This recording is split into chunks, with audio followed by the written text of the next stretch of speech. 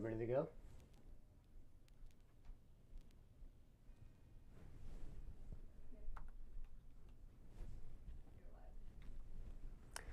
Hi, my name is Kurt Malwin, the engineer here at Red Panda. Also, I guess the owner. Randy in the back there is going to be watching the chat and on guitar to help me out. And he's been the one behind the cameras on the live streams here that we've done over the last couple weeks. And so the setup we have right now is have a guitar and a synth going into the particle. And we also have a iPad here, and we'll show the web editor a bit later. So the first version of the particle came out in 2011, and then we released the Particle 2 in 2019, and it was a huge update. Uses a high-end ARM processor, much faster than the Spin FV1 that the original particle used. But when you take it out of the box, it works pretty much the same as the first particle.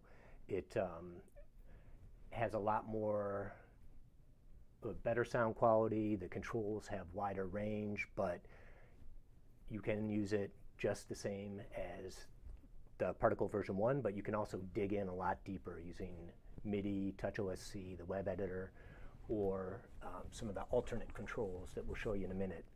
So the Particle 2.2 release that we just put out a few weeks ago is the biggest update since the Particle 2.0 release.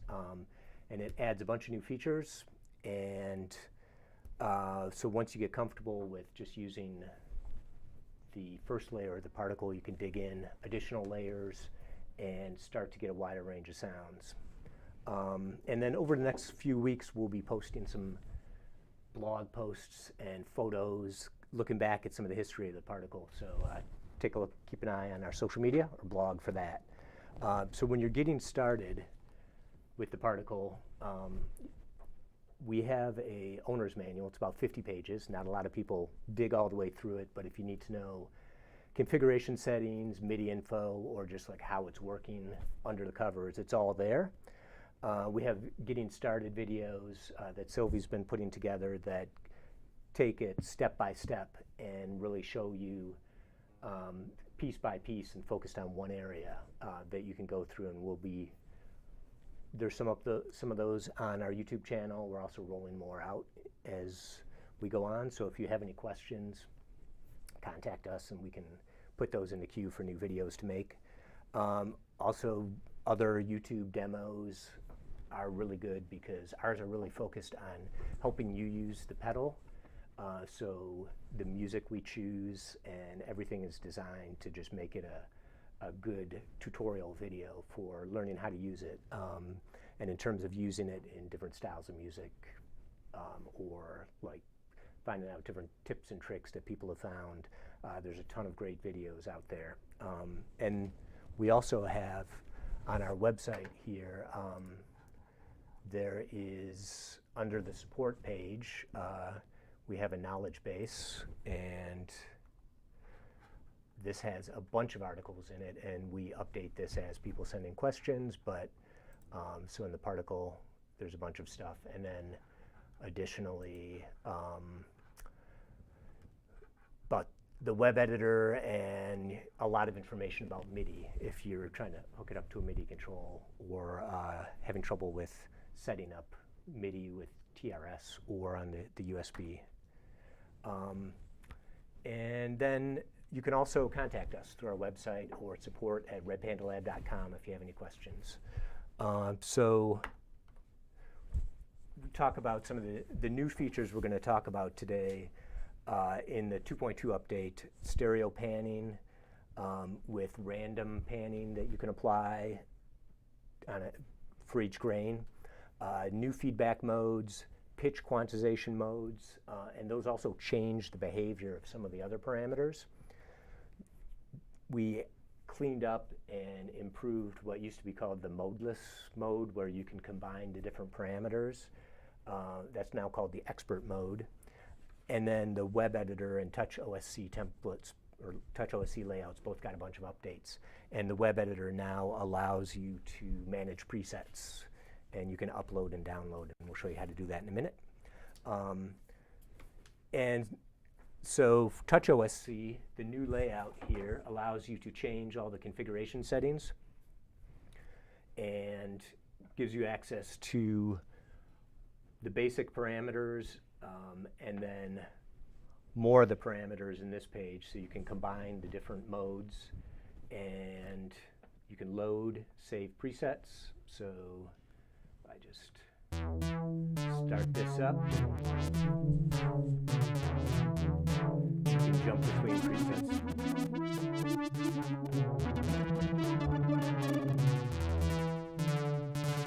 You can also save presets right here, up to 127, all the ones that are available by MIDI.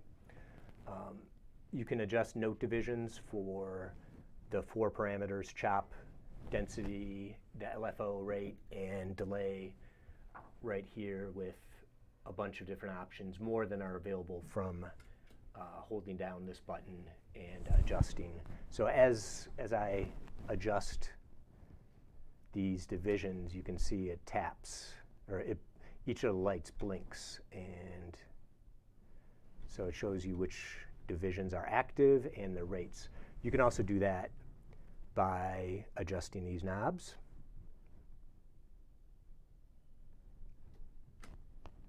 So either way. And to do that, you just hold down this switch until it turns yellowish. And then you can jump to specific pitches here, and also these new pitch quantization modes that we'll talk about. One of the things a lot of people don't know is that the particle has trails. It's stored per preset and also stored when you turn off the pedal. And when you turn on the pedal, this light will blink green.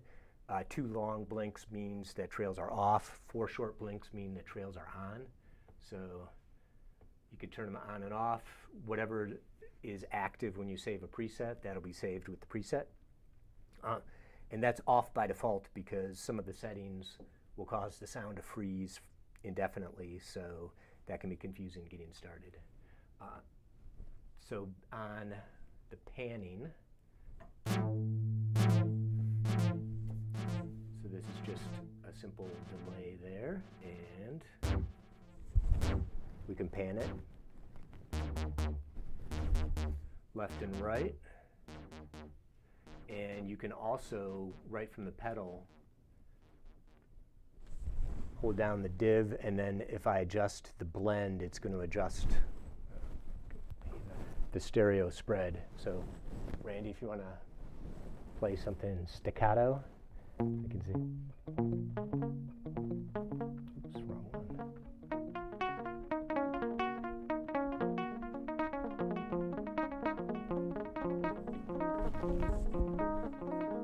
So what that does is each grain is going to be randomly panned. And if you use MIDI or you assign the pan to the expression pedal, you can adjust the bass location in the stereo field and then randomly pan it more or less around there. So that just helps broaden it, and then depending on where you have the chop set, if it's low, you're going to get panning back and forth really quickly. And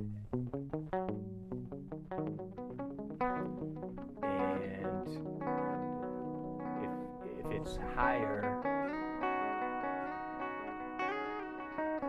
each grain is going to be panned. And then if you use the density modes or one of the other modes where there's multiple grains going at the same time, it's going to overlap and you'll get these kind of broad, diffuse kind of clouds on both sides. Another thing that's added so before the particle was stereo, but it was strictly stereo in, stereo out. Now you can set it to mono in, mono out. Right now we're running mono in and stereo out. And there's also an auto detect mode that is a beta right now. It doesn't work 100% of the time if you're like hot plugging things in and out, but if you set it in that mode, it will try to detect if the input is mono or stereo and adjust it. And the preset LEDs show you, LEDs show you whether it's in stereo, 2 spread, or mono input there. And that's also saved when you turn off the pedal. Same bypass modes. You can use kill dry if you're using it on the aux end of a mixer. If you want an analog dry signal, there's the analog plus effects level will change the blend knob into a level control, and then you'll get your dry signal at unity gain. And then that also helps if you're running it in a parallel signal chain and you're worried about like phase issues with running the DSP dry signal. Then we also added some new feedback modes. So the default now is this auto mode, which most of the time will be the same as the Particle 2, but if you use the delay density, up until this 2.2 release, the feedback on the Particle 1 was different than the Particle 2. And so if we change it to delay density mode, and I'm just going to play something here.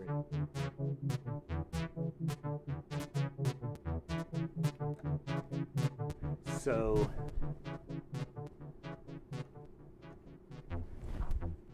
this is the recycle mode, which is what most of which Particle 2 used previous to this release. So you can hear I have the grain density very low, and each grain as it feeds back is being recycled back through the granular processor and getting chopped up again. So what that does is cause the decay to die out pretty quickly. If you change it to the post delay, what that'll do is have a separate delay line. So the granular engine is chopping everything up, but then there's a separate delay line that lets it decay off naturally. And in auto mode, that's the default when you're using the delay density, so that you have those longer repeats, and you can adjust the density of the grains and the delay time to get these weird kind of syncopated, choppy repeats. But you can also use that in other modes, and it'll, like if you use it in the pitch modes, so this is just a classic organ kind of sound. That's recycling, and if I change it, I don't think this might not be working on this. All right, I'll show that later on the editor. I don't think it's working on the Touch OSC right now. We'll take a look at that later. But what that'll do is the pitch shift will happen once, and then you'll get the decays dying out like they would with a regular delay pedal. And so some of the other ones are repeating grains so that you get a certain number of repeats or stutters. The last one repeats based on a percentage, so you can either have it like 50% of the time, it'll repeat every grain twice, so you get these random kind of stutters. And then the ones that are repeat number and a percentage, so with the repeat number, it's going to repeat every grain a certain amount of times depending on where the feedback knob is. And then the percentages, it's going to either repeat that grain or the live sound based on the percentage. So you can either have it split 50-50 or like 12%. It's only going to repeat 1/8 of the time, so you get some interesting, almost random stutters. But yeah, we can show that a bit later. when we get to the web editor. There's also new pitch quantization modes. So by default,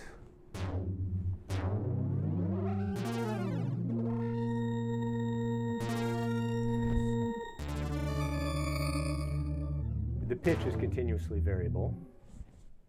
So, a little higher.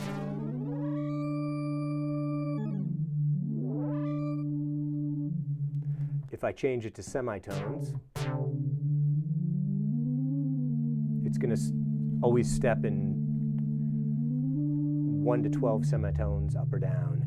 You can also limit it to octaves up or down, octaves and fifths, which is a really easy way if you just want to dial in some stuff that's always going to sound harmonically nice, and some long ambient delays, chopping things up, that kind of thing. Intervals will pick between, or it's just a small set of intervals. So it is unison, minor third, major third, fourth, fifth, minor seventh, and octave. So it's easy to dial in, but gives you more options than just being limited to fifths. And this intervals mode will shift by the same number of semitones up and down. The intervals and inversions will shift up by those intervals, and when it shifts down, it uses the inversions of those intervals. All of these new quantized modes also change the behavior of the pitch randomization and detuning, and they're highly interactive based on the pitch param and feedback knobs. So like I'll just have Randy play something, and we're gonna go in detune mode, octaves and fifths.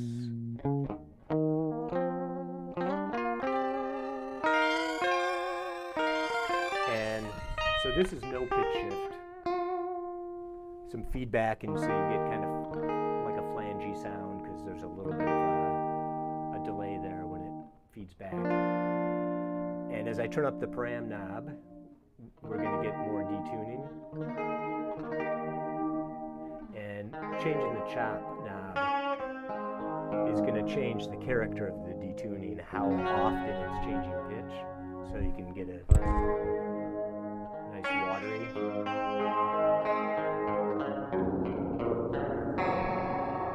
or really choppy.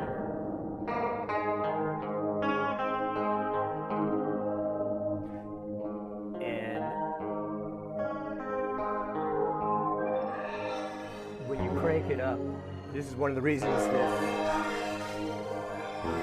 it took us a little longer than expected to do this update, because as we were testing this, we could get some really like right on the edge of breakup sounds right here with a lot of feedback, and occasionally it would blow up. So I spent a couple of days fine-tuning it, so in certain ranges of parameters where it would tend to blow up and just be like completely off the rails and destroy your speakers, instead it adjusts some different parameters so that it doesn't blow up, but it gives you like interesting new kind of sounds. And if we add some pitch shifting, so that's just a fifth, and then if we add detuning, you get in a chorus pitch shifted fifth there. And then as you crank it up, it's going to bring in some other intervals.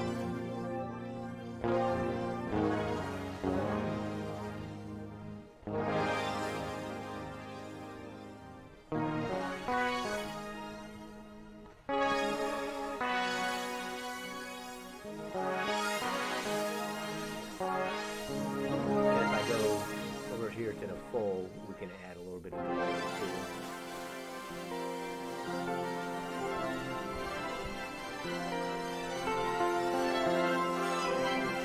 And I guess while we're here, we can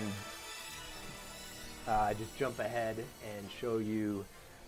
So there used to be this modeless setting, which was kind of a stupid name for what it did. We renamed that to expert mode and improved the behavior and also made it so you can access it.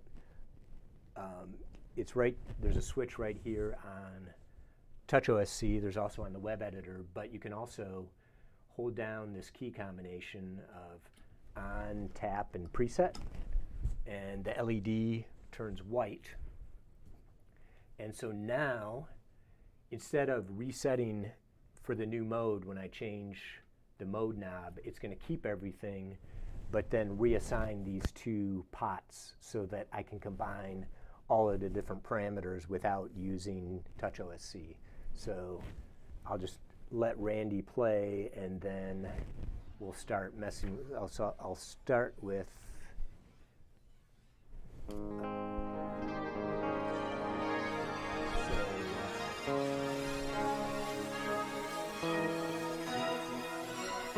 so I changed it to delay mode.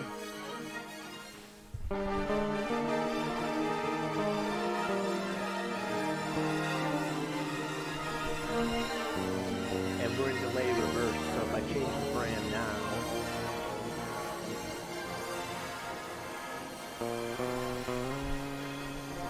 it's reversing. It's hard to tell because we have a bunch of overlapping grains. It's playing it in reverse.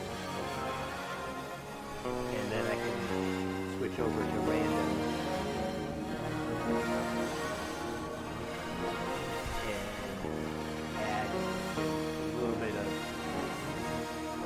Random spread there, so we have these, each grain is being detuned, fed back, played forward or reverse, and it's jumping back and forth.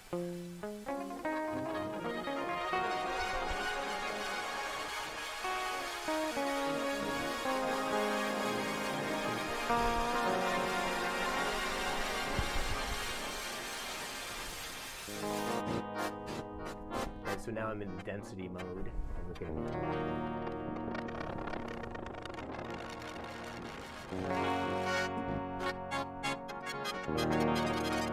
you can get it nice choppy like that.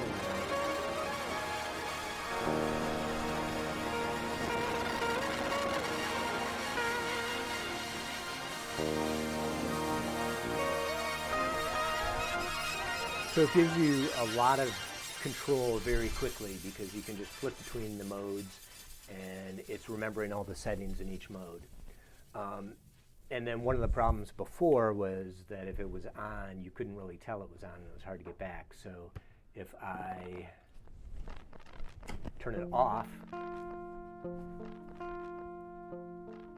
it just resets everything to whatever mode you're in. So that's a very quick way to be able to change things up on the fly. And it's also remembered per preset. So if I go to a preset that has that set, I would see that light on. And of course, you can also turn it off by MIDI like that. And then I guess one other thing I can show you in the, so make sure it's still, so if I change to octave mode, so, well, let's start with the fifths and octaves.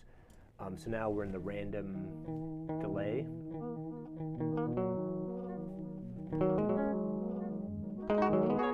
And so each grain, as it's delayed, is randomly shifted up and down.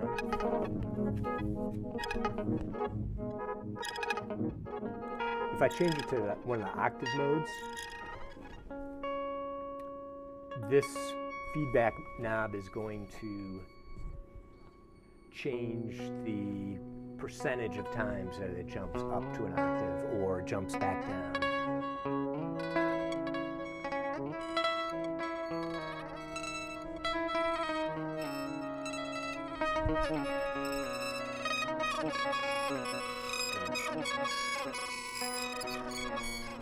So you can get it to every once in a while just kind of jump a little bit, or you can get it to just basically flip back and forth quickly. All right, so trying to keep this to around 45 minutes. So right now I'm going to jump over to the web editor. So sorry about the noise when I plug this in. All right. And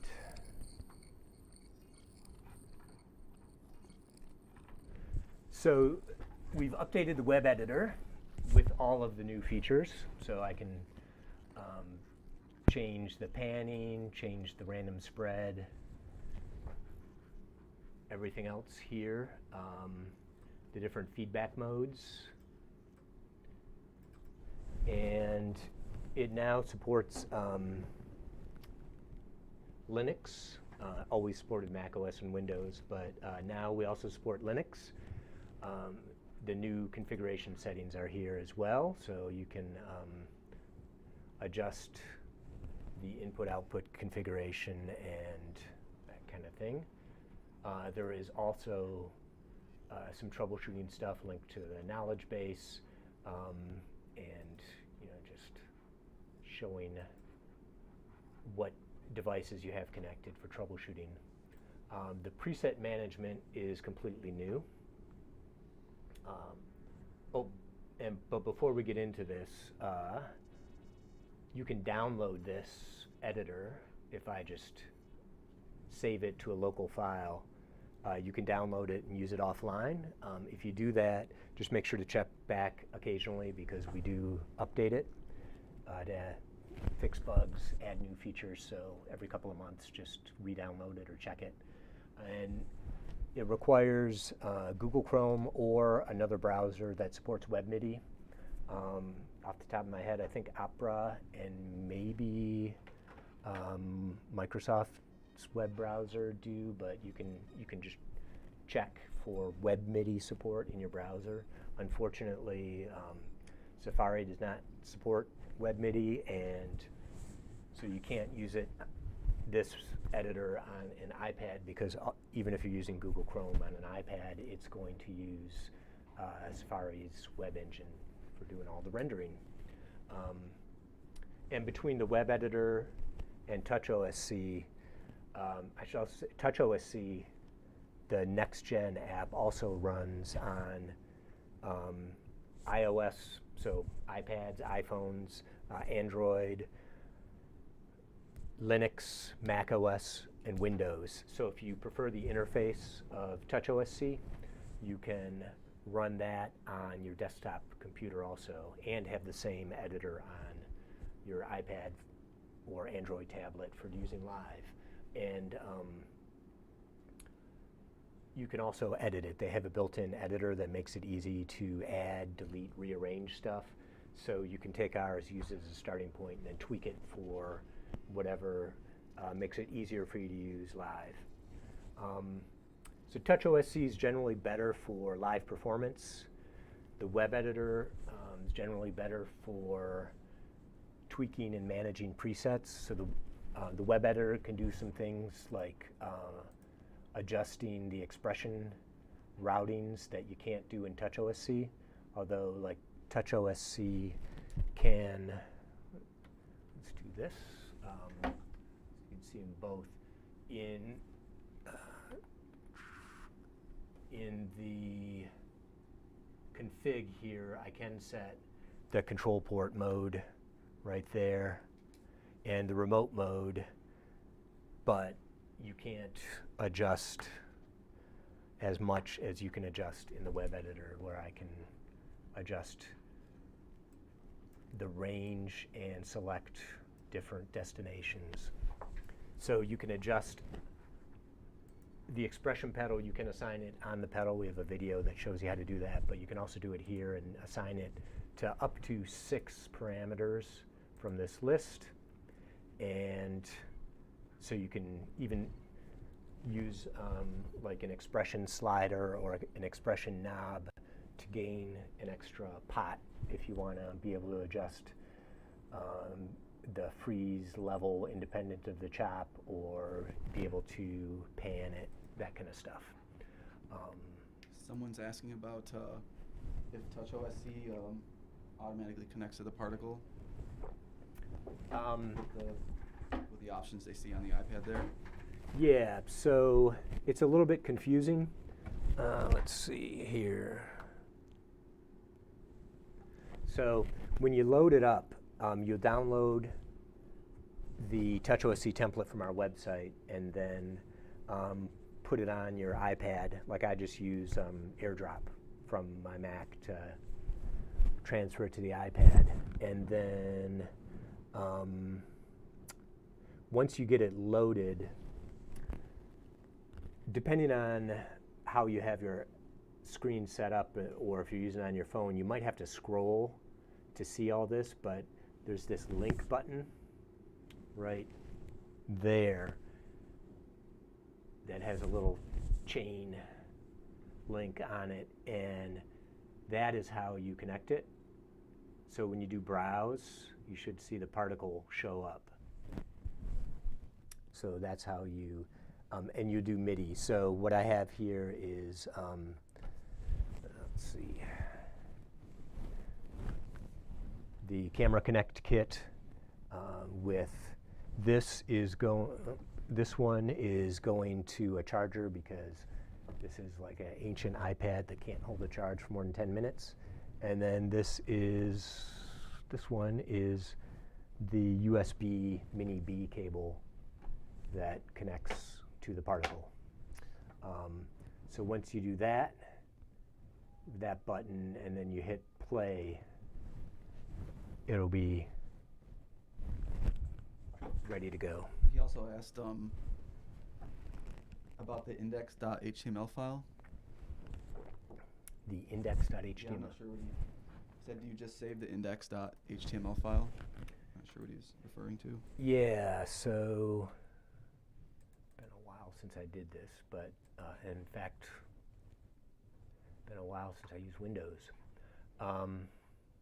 So you basically just save this. If I do file, save as, and just save it as web page complete.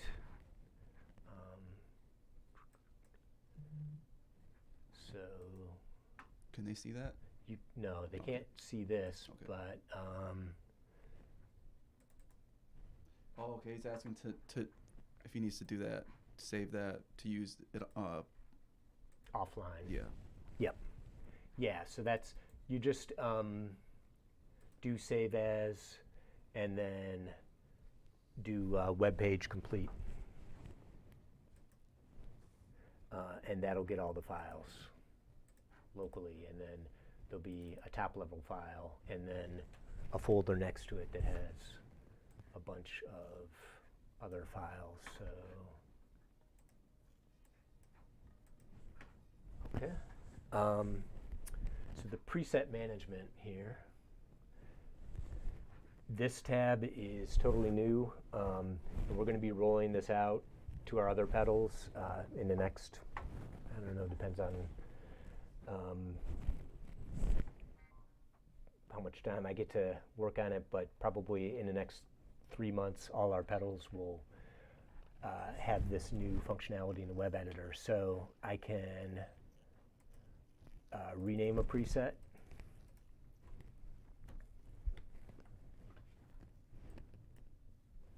And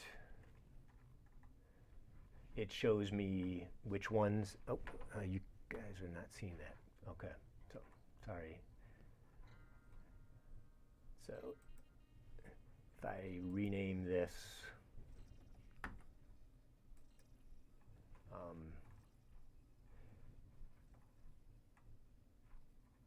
I can change the name of it. That's stored on the pedal. You can see which presets have data. So preset 34, sorry about that. Preset 34 here has nothing in it, but preset 35 does. So you can switch between them.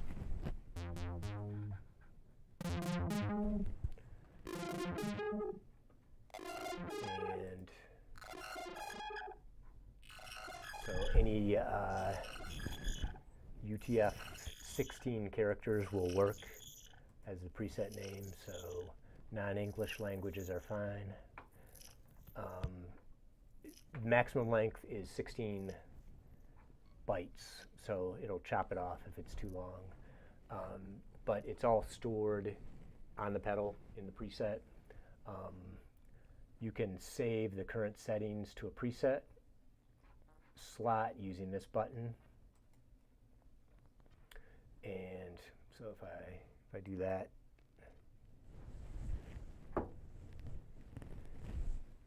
saves to the pedal. You can download presets. So, oh, and if it says not found, because I was switching between these, you just refresh and it is connected. Yes, okay, so, like if I save to here, it's hard to see with the lights, but the LED blinked. I can download a preset from the pedal.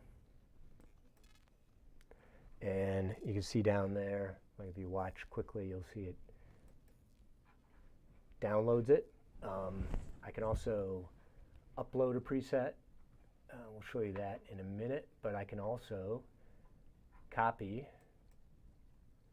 and then paste it into another location. And then that allows you to reorganize presets. And then also we have presets on our website, but you can also go to patchstorage.com and download patches from there. You don't need an account to download anything, but you can sign up for notifications if anyone adds a new particle patch, and you can upload patches and share them. And we're gradually adding them. There's also some other folks who are adding some really cool patches here, and so over time there'll be more and more available from here. But if we just like grab this,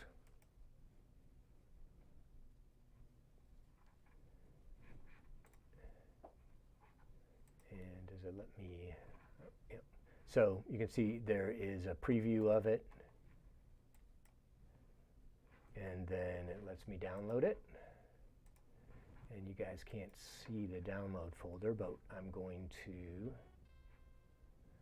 upload it. And I'm in my browser, the open dialog that's off screen here. I selected it and did open. And then you can see it's there. And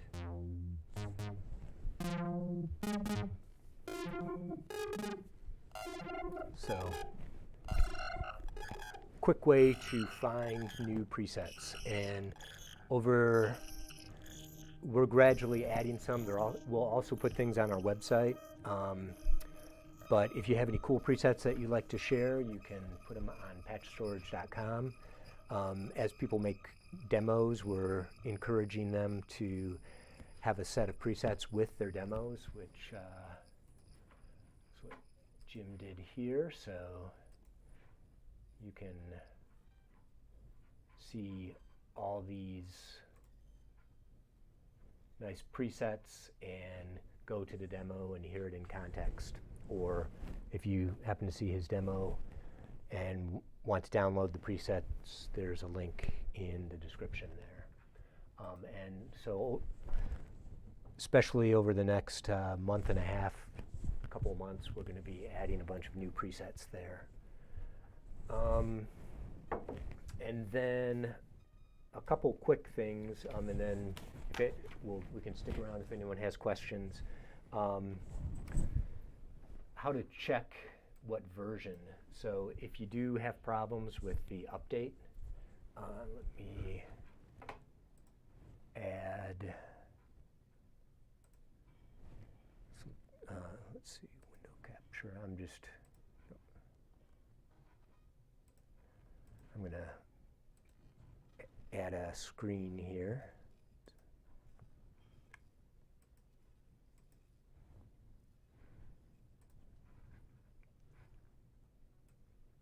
Okay, so this is the downloads folder, but let's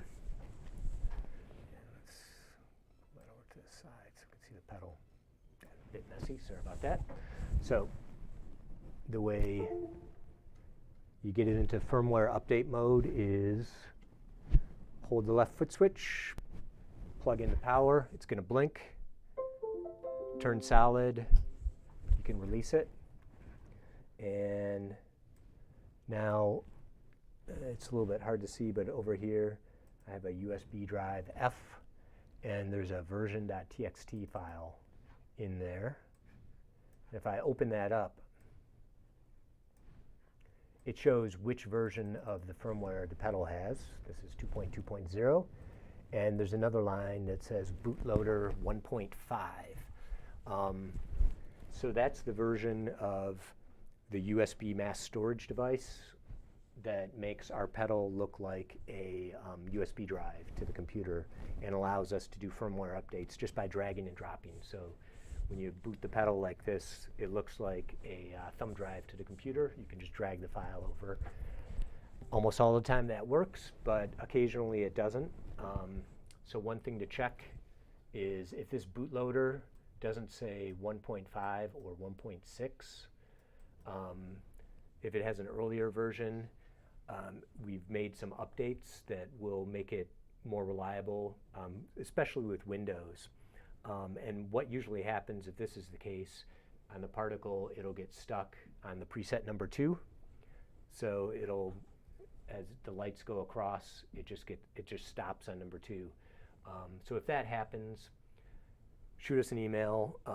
There's another step we can walk you through. We have a video that shows how to do it, but it's one extra step, and we prefer to just walk people through that one-on-one. So but that's what's happening, and if you can look at this version and just include that in your email, that helps speed things up. If it's blinking red when you drag the file over, that usually means that the power supply isn't providing enough power. So when it's trying to write the flash chip with the new firmware, it uses more power than usual. So even if your power supply works well in normal use, if it's on the borderline and doesn't provide 250 milliamps of power, that might be a reason for that. And then also macOS Ventura, the new version, you'll see sometimes an error message with just a random error code, which I can't remember off the top of my head, but let's see.